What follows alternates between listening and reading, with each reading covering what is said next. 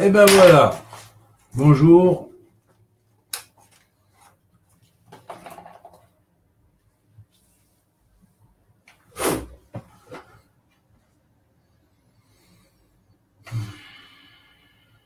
Bon, ben, on va commencer. Bonjour. Donc, on va traiter du deuxième jour de Hanouka. Alors, on avait vu hier qu'il y avait deux systèmes, un qui partait du haut vers le bas et un qui partait du bas vers le haut. Alors, quand c'était du bas vers le haut, du haut vers le bas, hier on était Bina, la grande science qui est organisatrice de toutes les sciences, c'est-à-dire l'architectonique divine, c'est-à-dire aussi l'archéométrie ou la science de la lettre dans sa définition géométrique et qui est la base de l'archéologie d'ailleurs, puisque l'archéologie c'est construire en fonction des lettres, et c'est en fonction des longueurs d'onde des lettres, selon une matrice précise, qu'on construit les temples et les monuments sacrés. C'est comme ça que ça a été toujours, de tout temps. Alors bien sûr, on a la preuve au travers des pyramides, que ce soit les pyramides d'Égypte que les pyramides de Chine ou les pyramides amérindiennes, c'est toujours comme ça, et puis même d'autres monuments qui ne sont pas des pyramides.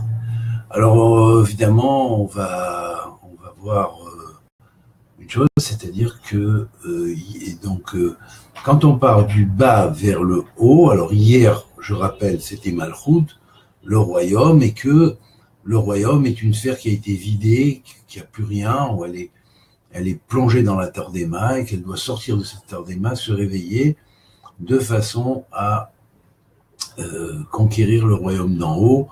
Et dans cette conquête du royaume d'en haut, c'est retrouver elle-même avec toutes ses forces telles qu'elle était avant d'être vidée, et donc de se retrouver au niveau le plus haut, c'est-à-dire un niveau qui dépasse même le Keter, puisque ce niveau-là se situe dans le Malchut de l'En-Sof. Voilà, c'est ce qu'on vous disait d'ailleurs, quand on parlait du royaume de Dieu, on voulait parler du royaume de Malchut de l'En-Sof.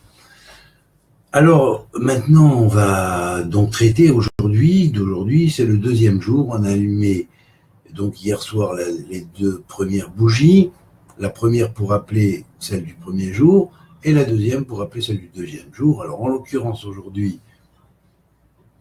dans ce Ner Sheni, dans cette deuxième lumière, on est le jour de Chesed en partant du haut vers le bas, et de Yesod en partant du bas vers le haut. Alors, Chesed, c'est la bonté, la grâce, la générosité, la foi et l'amour du prochain. C'est l'ouverture vers l'autre. C'est un petit peu donc le patriarche qui est clé de ce jour-là, c'est Abraham, bien sûr. C'est comme dans les fameuses semaines dans la science, dans les semaines où le premier jour de Sukkot, puisque dans Sukkot c'est le premier jour que Abraham est invité. Donc on a toujours la même symbolique ici, dans la symbolique du Chesed, sauf que, étant donné qu'on part du bas vers le haut et du haut vers le bas, donc en partant du haut vers le bas, le Chesed, c'est cette bonté qui vient en générosité, faire le Gemilut Chasadim, la bonté, la dispensation au niveau matériel, dispensation au niveau spirituel, pour celui qui a les moyens au niveau matériel, celui qui a d'autres moyens au niveau spirituel, celui qui a les deux moyens, tant mieux, c'est aux deux niveaux. Voilà, donc c'est ça, c'est la générosité. Et en même temps, la foi totale et absolue en Dieu, c'est la chose que Abraham a représenté comme un peu l'archétype même du Chesed, de la bonté. Et la valeur numérique de Chesed, c'est vrai que faisant 72, elle est automatiquement liée au grand nom en 72 lettres, en 72 noms, qui est celui-ci. Je le remonte, voilà, vous l'avez ici, les 72 noms, voilà. Et donc, dans ces 72 noms, vous avez le souvenir de toutes les midotes divines, toutes les dispositions divines qui diffusent les lumières dans les empires d'en haut dans les empires d'en bas, dans les peuples d'en bas, représentant des empires d'en haut, à l'origine, parce que chaque peuple a été fondé en fonction d'un empire céleste, et la tradition qu'il a reçue est venue aussi en fonction d'un empire qui existe dans le ciel. Alors bien sûr, Chesed, c'est la prise de conscience de cette chose-là, c'est finalement la science de la grande théologie, si vous voulez dire, ou théosophie. Vous avez toutes les sciences divines. Alors les sciences divines, c'est ce qui est parfait pour trouver la bonté et la foi, parce que les sciences qui sont donc reliées au Chesed, c'est ces sciences-là. J'en ai traité dans mon livre La Torah, la Kabbale de la Torah, reine des sciences. Donc c'est la science du Chesed qui est la science de toutes les sciences théologiques, théosophiques, théogoniques, théophaniques et ainsi de suite, donc dans toutes les dispositions qui sont possibles, théonomiques, c'est-à-dire la nomique de Dieu, si on pourrait dire, les nombres qu'il utilise dans sa divine géométrie, et donc tout ça, toutes ces choses-là, toutes ces sciences-là sont reliées aux 10 aspects du Chesed, à 10 grands aspects du Chesed, bien sûr il y en a plus, mais disons qu'il y a 10 gros aspects du Chesed qui sont évidemment en relation avec les sphirotes. C'est la raison pour laquelle chaque veilleuse ou nerf, autant dans le chandelier à 7 branches du temple que dans le chandelier à 9 branches avec le shamash et les 8 bougies et les 8 veilleuses qu'on allume durant Hanouka, chaque veilleuse a une forme d'un youd, et la forme du youd, la flamme, vous voyez, elle brûle comme ça, c'est un petit peu comme la forme du youd en ashurite, qui représente la force de la pensée, la lumière, et qui en même temps est reliée au nombre 10, donc aux 10 séphirotes. Et le youd va symboliser dans les 10 séphirotes, non pas l'arbre des séphirotes, mais la graine de l'arbre des sphirotes, la source qui donne la génération de l'arbre des sphirotes, c'est-à-dire la compression de l'arbre en potentiel mis dans l'homme. Voilà. C'est la raison pour laquelle le mot Ani, je suis, quand quelqu'un dit Ani, je suis, se termine par un youd, mais ce youd-là, c'est un prêt de Dieu. C'est un prêt de Dieu qui t'a donné l'âme et qui te donne les 10 sphirotes qui sont en germe chez toi dans ton arbre séphirotique propre qui va représenter la totalité de ta structure au fur et à mesure où ta structure spirituelle va grandir en fonction de ta structure matérielle. De la même manière que ta structure matérielle a grandi à partir d'une petite graine, et bien c'est pareil, la structure spirituelle va grandir à partir de cette petite graine qui est le Yud. Alors ça c'est l'aspect de haut vers le bas. Nous sommes à la sphira de Chesed, en ce deuxième jour de Hanouka, et en partant du bas vers le haut, c'est Yesod qui est glorifié ici. Yesod, c'est le fondement. Alors Yesod, bien sûr, c'est la clé de la naissance et de la renaissance, du monde d'internaissance, c'est-à-dire entre une naissance et une autre, entre une incarnation et une autre, et du monde qui est entre ce monde-ci, dans lequel, jusqu'à ce qu'on ait fini le tikkun, de Gilgul en Gilgul, ou d'incarnation en incarnation, et enfin le retour au monde supérieur, c'est-à-dire au Malchut d'en haut, une fois que le Malchut a été réparé en bas et que l'individu a remonté les étincelles qui devaient remonter, chacun faisant son propre tikkun et remontant ses propres étincelles. Voilà, donc ça c'est la base de Yesod. Yesod, c'est la sphira qui est liée autant à l'enseignement des enfants, à l'éducation des enfants, à la naissance, bien sûr, à la renaissance, puisque quand les gens se transforment, transpassent leur monde et qui vont remonter dans le royaume d'en haut, ou même attendre en fonction d'une autre incarnation, on sait très bien qu'ils vont passer dans des écoles en haut où ils vont faire des apprentissages et chaque année, ils vont étudier des choses précises et ils vont passer dans une kita précise, dans une classe précise en fonction. Ça, c'est tout compté, pesé, chiffré et mesuré selon une Kabbale qui est authentique et entière. Alors donc maintenant, ça fait partie bien sûr de la Kabbala névouïque, c'est pas traité dans toutes les formes de Kabbale et dans toutes les chitotes. Cependant, la chita nivouïque, dans la chita de la Kabbale prophétique, c'est traité. Alors, donc, bien sûr, il faut bien s'imaginer que dans